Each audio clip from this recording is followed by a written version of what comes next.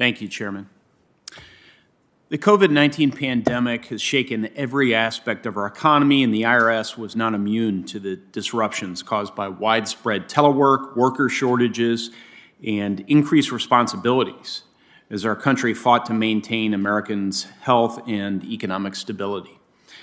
As has been mentioned repeatedly this morning, the IRS is experiencing considerable backlogs and delays. During the pandemic, my office has worked tirelessly to assist Hoosiers who struggle with issues in getting their tax refunds, EIP payments, and amending their tax returns. Over the course of the pandemic, my office has helped over 1,000 Hoosier taxpayers, and yet we still have over 150 constituent cases outstanding with the IRS, and that number unfortunately grows daily.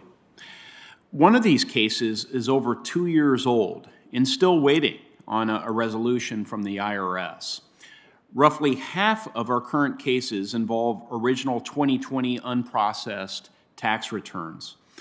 We're already in the midst of the 2021 tax filing season, and the IRS has still not processed 2020 tax returns.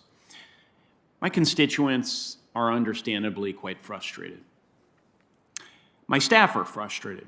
I'm frustrated. I want to thank the witnesses for testifying here today. We need improved customer service for Hoosiers who are simply doing what the law requires of them, filing their taxes. I look forward to hearing your perspective on how the IRS can deliver that essential service to my constituents. Ms. Collins, first, I want to thank you and the hardworking men and women of the Taxpayer Advocate Service for your assistance in many of the constituent casework matters I just described.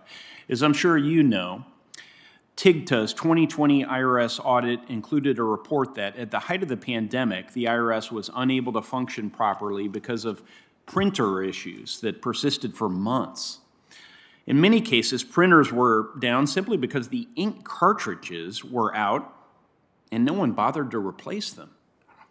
Now, I understand that a number of these printer issues occurred at the IRS's Kansas City Processing Center, where most of my constituents' IRS submissions end up. You recently visited the Kansas City Processing Center. Can you please share a few brief observations from that visit? Yeah, I'd be happy to. I think, as we talk about paper all the time, and I've, commented paper's not the IRS's friend, paper's the IRS's kryptonite. But when you're physically in the room and you see the mounds and the piles of those returns sitting there, when I was looking at it, I was looking at individuals, small businesses, companies. These are returns crying out, saying, please process me. And it was very much looking at the IRS. We should be a very high-tech tax administration.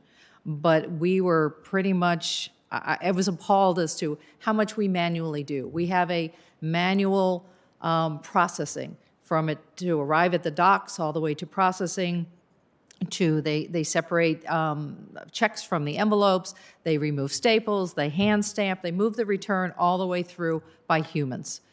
We should have that automated. It should not be in the condition that it's in.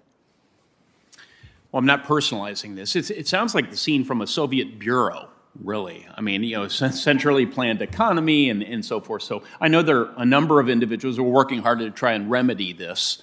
And this is why it's important we hold these oversight hearings as well. So, the IRS frequently says it is near current on opening mail.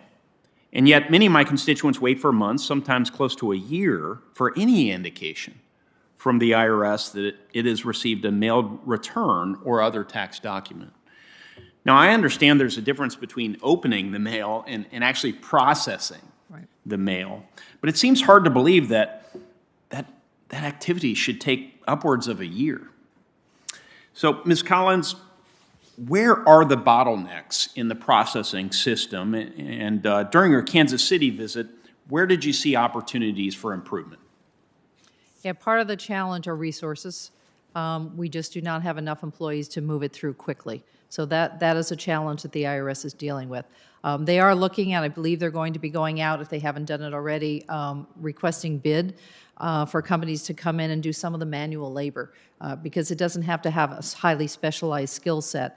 But there are positions where they do the review and other things within the IRS that has to have more of that skill set and training. So that's where they need to move their employees around and get rid of that bottleneck. But paper really is the challenge because we do not have an automated process to, move that through the system quickly. So we need to solve the paper problem.